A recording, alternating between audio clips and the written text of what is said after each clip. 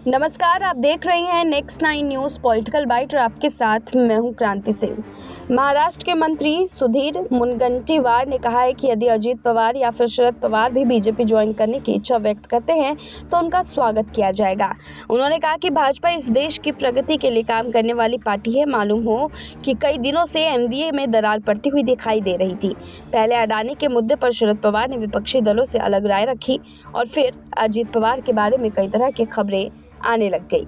News channel TV9 Marathi को दिए interview में सवाल किया गया कि क्या अजीत पवार और भाजपा नेताओं के बीच कोई बातचीत हुई है।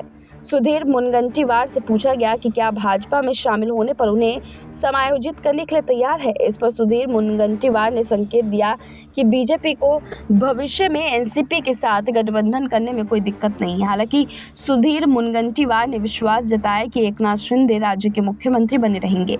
सुधीर मुनगंटीवार ने विधानसभा में नेता प्रतिपक्ष अजीत पवार के बीजेपी के साथ संभावित गठबंधन पर भी टिप्पणी की। उन्होंने कहा कि मुझे नहीं पता कि अजीत पवार और बीजेपी के वरिष्ठ नेताओं के बीच क्या चर्चा हुई।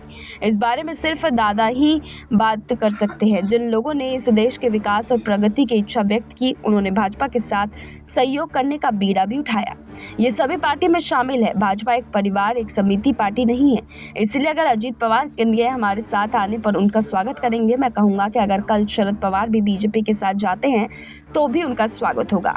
अगर वे बीजेपी को समर्थन देने के लिए तैयार है या जयंत पाटिल कल बीजेपी में शामिल हो जाते हैं तो हम उनका स्वागत करेंगे।